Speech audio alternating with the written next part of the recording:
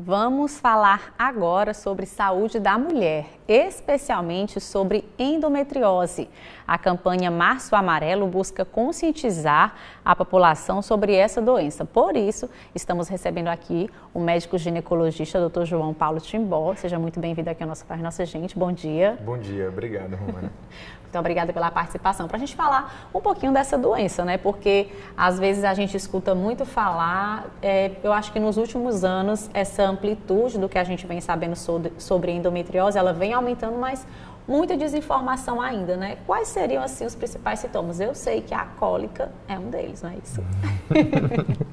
Exatamente. Eu diria não só é um deles, mas como é um dos principais, né? Os principais. A cólica menstrual, né, é um sintoma que alarma, uma cólica intensa, que muitas mulheres portadoras de endometriose já iniciam, né, já antes dos 18 anos, chega a 60%, 80% das portadoras têm esse sintoma antes dos 18, então aquela cólica na adolescência muito forte, que falta às escolas, e, né, muitas vezes taxada como displicente, notas baixas, por realmente não conseguir se concentrar, né, em boa parte do mês, algumas vezes demorando até uma semana, 10 dias, e esse é um dos principais sintomas, além de outros. Com certeza. Mas qual seria, assim, um sinal de alerta que o senhor indica? Olha, acendeu aqui o alerta, é bom procurar um profissional da saúde para saber, né, se a gente tem essa doença, que depois o senhor vai explicar, inclusive, o que é essa tão famosa endometriose. Eu diria que o primeiro sinal de alerta é esse sintoma mais precoce, que é a cólica menstrual, e nesse nível, na adolescência, né, e no início da fase adulta da mulher, os exames complementares são muito difíceis de ser visto, qualquer diagnóstico anatômico. E hoje a Sociedade Internacional que estuda endometriose, né, permite ao médico confirmar o diagnóstico, né, reiterar o diagnóstico apenas baseado nos sintomas. Então, precisamos evitar a negligência em relação à cólica menstrual. Por isso que se fala muito. Antigamente, as pessoas provavelmente passavam vida de cólica, não tinham um diagnóstico e era uma vida de sofrimento, e a gente pode melhorar e mudar essa realidade. Falando mais sobre essa parte fisiológica, explica pra gente, né, o que é a endometriose, o que é que ela causa, assim, no organismo da mulher? Então, a endometriose é uma doença inflamatória, né, que acomete principalmente os órgãos pélvicos, aqueles órgãos ali perto do útero. Então, a superfície do útero, as trompas, os ovários, a bexiga, o intestino, nervos da região pélvica. Por isso que a maioria dos sintomas são relacionados a essa região. Então, a gente vai falar de cólica, dor forte no pé da barriga, dores que irradiam para as pernas. Então, tem muitos nervos que, né, que são responsáveis pela sensibilidade dessa região da pelve e da parte inferior das pernas. Sintomas intestinais, então não só por acometer diretamente o intestino, mas também os nervos que fazem o funcionamento do intestino, sintomas de diarreia, dor ao defecar, principalmente no período menstrual. Sintomas urinários também são muito frequentes. Então, ir no banheiro várias vezes, principalmente no período menstrual. Então, doutor, eu faço xixi normalmente, mas aquele período menstrual, além da dor, eu preciso ir várias vezes no banheiro, dá a sensação que eu não esvaziei a bexiga completamente, dói ao esvaziar a bexiga, ao fazer xixi. Então, eu diria que são os principais sintomas. E tem o outro extremamente importante, que é a dor da relação sexual.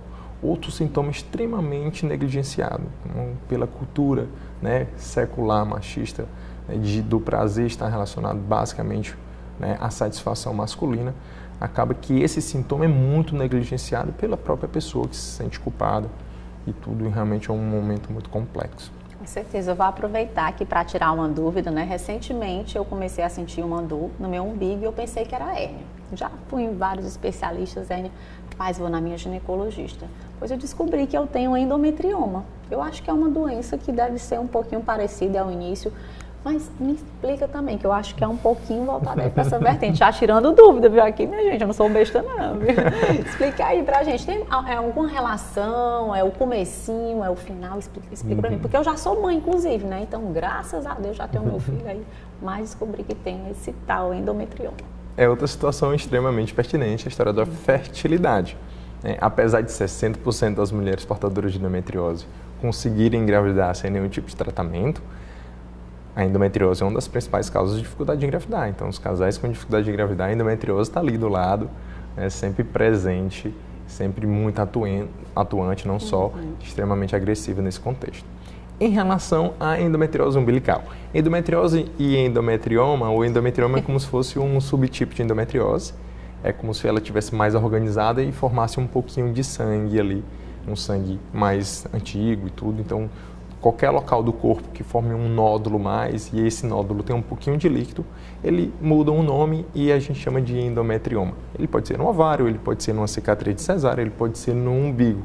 O umbigo é um dos principais locais. Se o seu sintoma é doutor, só sinto dor no umbigo no período menstrual, realmente o diagnóstico de endometriose ele é muito alto.